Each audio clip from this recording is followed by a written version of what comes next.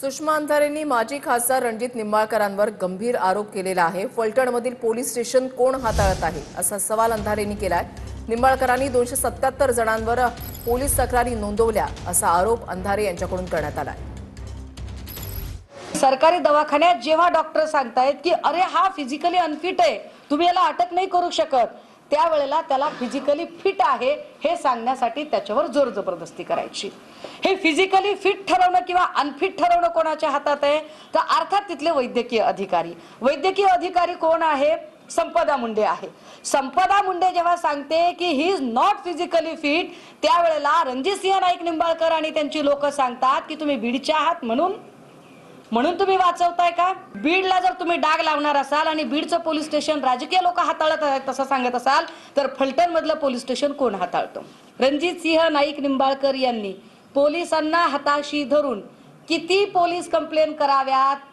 1, 2, 3, 5, 10, 25, 50, 75, 100, 125, 277 police complaint Ranjitsinh Naik Nimbalkar यांनी पोलिसांना हाताशी धरून केल्या। आणि ज्याच्यामध्ये पोलिसांनी काय पद्धतीने लोकांना त्रास दिला, माझ्याकडे त्या प्रत्येकाची यादी आहे। जगदीश कदम हे गावातले म्हणजे रणजितसिंह नाईक निंबाळकर साहेब यांचे कार्यकर्ते आहेत। ते गावातच राहतात आणि त्यांनी आम्हाला घरी येऊन धमकी दिली की आम्ही तुमच्या वडिलांचा कार्यक्रम लावलेलाच आहे, आता तुमचाही कार्यक्रम लावतो। जिजामाता साहेब नाईक निंबाळकर यांना फोनही केला होता आणि त्यांना आम्ही सांगितलं की वहिनी साहेब, आम्हाला खूप भीती वाटते आहे आणि आम्ही अनसेफ फील करतोय, तुम्ही प्लीज याच्यात दखल घ्या, तुम्ही साहेबांना सांगा की हे सगळं कुठेतरी थांबवा। तर त्यांनी मला हे उत्तर दिलं की मला यातलं काहीच माहिती नाही, मी काहीच करू शकत नाही, आणि त्यांनी फोन ठेवून दिला। मग आम्ही खूप घाबरलो, कारण जी मनस्थिती आता संपदा मुंडेताईची झाली, त्यांना खूप हॅरेस केलं, त्या खूप घाबरल्या होत्या, तशीच मनस्थिती आमची झाली होती। आम्हाला सपोर्टिव्हला कोण नव्हतं। उपळवेचा कारखाना आहे जो रणजितसिंह नाईक निंबाळकर यांचा कारखाना आहे।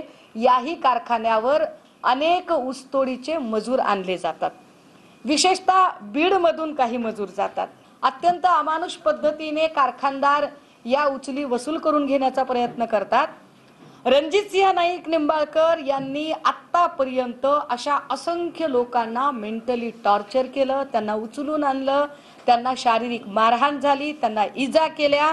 मी पुन्हा हे नमूद करते की ऊसतोड कामगारांच्या जिल्ह्यामध्ये ज्यांनी ऊसतोड कामगारांच्या जीवावर आजवर आपलं राजकारण केलं, भाषणांमधून कोयते घासून ठेवा वगैरे भाषा केल्या, पण त्याच कोयतेकरी लोकांच्या सुरक्षेच्या बद्दल मात्र ते चकार शब्दाने बोलायला तयार नाहीत, कारण त्यांना त्यांच्या राजकीय पोळ्या भाजायच्या।